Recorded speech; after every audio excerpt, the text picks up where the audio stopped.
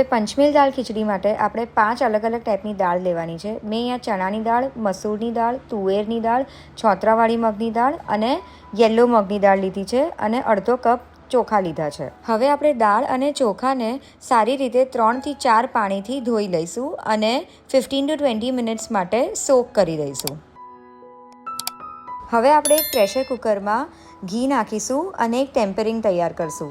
એમાં આપણે રાઈ, જીરા, હિંગ, કડી પત્તા, લસણ અને થોડું આદું નાખીશું with some green chillies and એને સારી રીતે મિક્સ કરી દઈશું.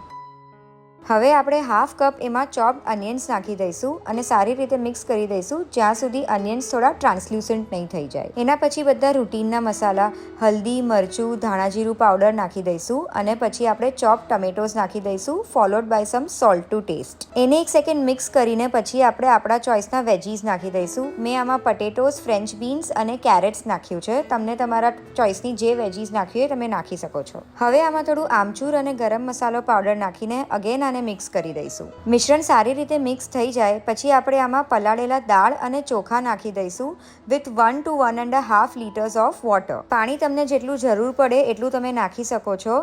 અરાઉન્ડ 2 liters ઓફ વોટર પણ તમે આમાં નાખી શકો છો. હવે આપણે કુકરની લીડ બંધ કરીને આ ખીચડીને 2 થી 3 વિસલ સુધી કૂક કરવાનું છે. ખીચડી કૂક થાય ત્યાં સુધી આપણે એક સરસ મજાનું રાયતું બનાવી લઈએ. તો અહીંયા બીટરૂટ રાયતું બનાવું છું. એમાં મેં થોડા સ્પાઇસીસ નાખ્યા છે. જીરા, બ્લેક પેપર, રોક સોલ્ટ અને ફુદીનો નાખ્યો છે અને આને એકદમ સારી રીતે આપણે મિક્સ કરી લેવાનું છે. તો તમે જોઈ શકો છો કે આનો કલર કેટલો ફાઇન આવ્યો છે. આપણી ખીચડી હવે થઈ ગઈ હશે તો 10 મિનિટ્સનો રેસ્ટિંગ ટાઈમ આપીને આપણે ખીચડીને ઓપન કરવાની છે અને થોડું ફ્રેશ કોરિએન્ડર સાથે આપણે એને ગાર્નિશ કરી દઈશું. સાઈડથી થોડું ફ્લફઅપ કરી દઈએ ખીચડીને સો દેટ એની બધી વરાળ બહાર નીકળી જાય. તો તમે જોઈ શકો છો કે આપણી ખીચડી એકદમ પરફેક્ટલી કૂક થઈ ગઈ છે અને વેજીટેબલ્સ પણ એકદમ પરફેક્ટલી ચડી ગયા છે. તો હવે આપણે એને પ્લેટ કરી લઈએ.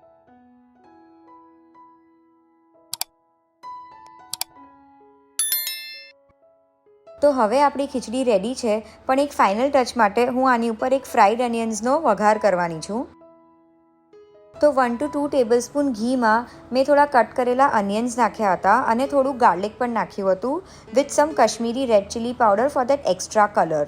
મેક શ્યોર કે તમે અનિયન્સને એકદમ બ્રાઉન થવા દો તો જ એનું સ્મોકીનેસ ને ફ્લેવર ઉઠીને આવશે. હવે આપણે આ તડકો ખીચડી પર નાખી દઈશું. તો રેડી છે આપણી panchmel dal khichdi with that extra tempering of fried અનિયન્સ.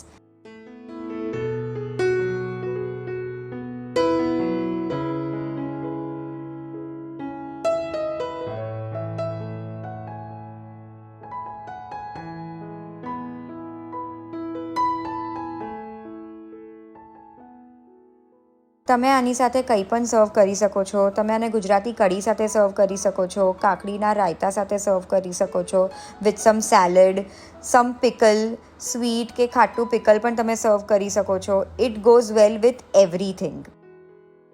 જો તમને મારી આ રેસિપી ગમી હોય તો લાઇક, શેર એન્ડ સબસ્ક્રાઈબ કરવાનું નહીં ભૂલતા અને આપણે નેક્સ્ટ વિડીયોમાં પાછા જલ્દીથી મળશું. Thank you for watching guys.